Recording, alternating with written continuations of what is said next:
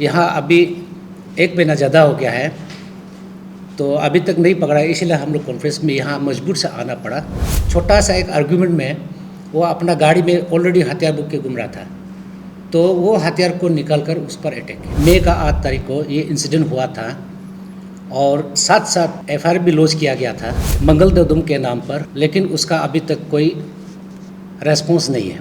आज का हम लोग जो है एक मुद्दा पर हम लोग आया है, जो आप सभी जानते होंगे कि चरपो तफो सोनम और मंगल ददुम के बीच में जो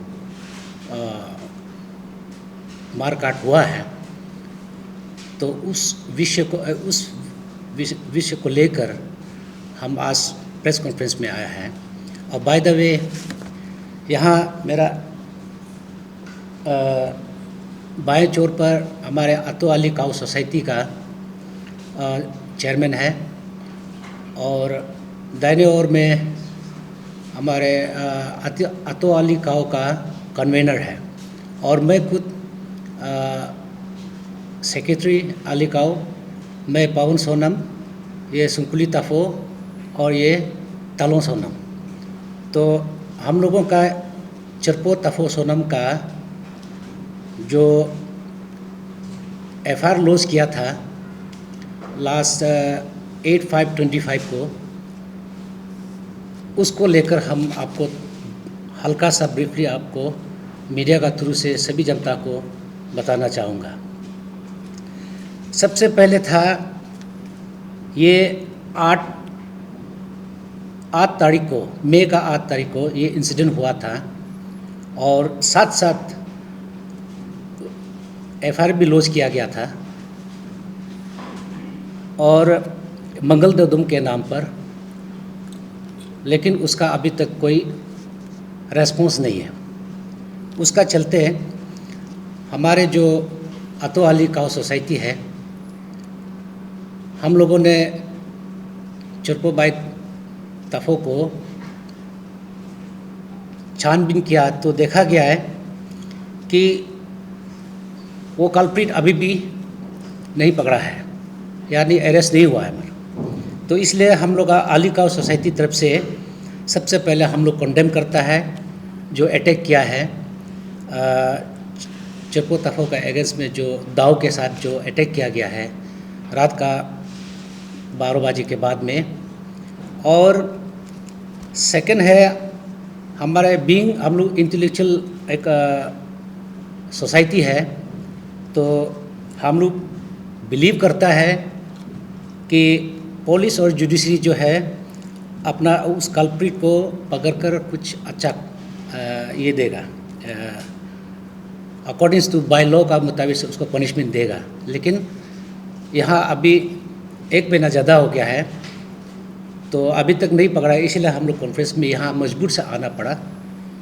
तो और साथ ही हम लोग जो सोसाइटी जो ऑब्ज़र्व किया गया है कि वो कल्प्रिट अभी भी अरेस्ट नहीं होकर वो घूम रहा है यहाँ जहाँ तहाँ, तो पुलिस प्रशासन से हम लोग ये सवाल कर रहा है सोसाइटी की ओर से कि अब तक आप लोग क्यों तुरंत एक्शन नहीं लिया है, और नहीं लेने की वजह से वो जो कल्प्रिट कल को फिर दूसरा घटना निकल सकता है। तो इसलिए हम लोग का सोसाइटी का तरफ से उसको बाय एनी मीन्स उसको अरेस्ट करना है, ये हम लोग का डिमांड है। इसके बाद में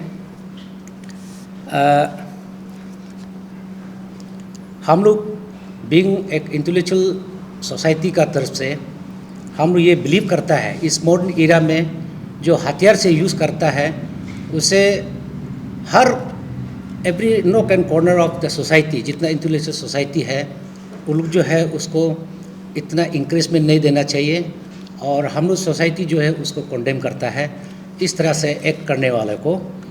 और इसमें हम लोग अपना सोसाइटी का तरफ में हम लोग ने यह फैसला किया है कि हम लोग रिवेंज सिस्टम नहीं लेगा, लेकिन we totally depend on law and justice का ऊपर हम लोग डिपेंड करता है, इसलिए हम लोग रिवेंज सोचता भी नहीं है। और साथ में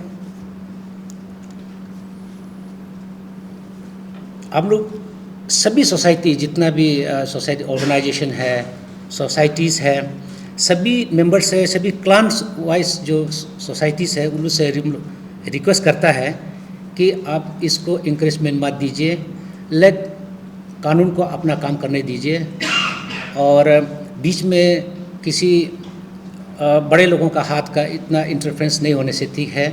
कल्प्रिट को जिस हालत में भी कानून का हाथ में अपना काम करने देने से ठीक है।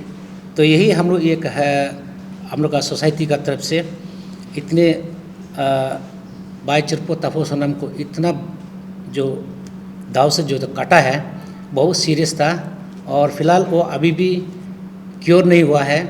फिर भी हम लोग सोसाइटी का तरफ से एक अपील कर रहा है हम लोग समाज को कि इस तरह से दोबारा और नहीं होना चाहिए। और साथ में not the least but the last में यही बोलेगा कि हम लोग पब्लिक का इंटरेस्ट का तरफ से या होल माहौल का तरफ से हम लोग यही बोलता है कि आलिकाओ सोसाइटी जो है डिमांड करता है इमीडिएट अरेस्ट करना है उस कल्प्रिट को और प्रॉपर वे में उसको ट्रायल करना है। ट्रायल करके उसको सूटेबल अकॉर्डिंगली लॉ के मुताबिक से पनिशमेंट देना चाहिए। यही हम लोग अर्ज करना था। बस धन्यवाद। सर जो इंसिडेंट में कहा हुआ है मतलब और ये पर्सनली दुश्मनी थे क्या? ये एक्चुअली इंसिडेंट जो हुआ है आपका इसमें हुआ है गंगा, ये इसका रेजिडेंस ऑफ चिरपो तफो का घर में हुआ है।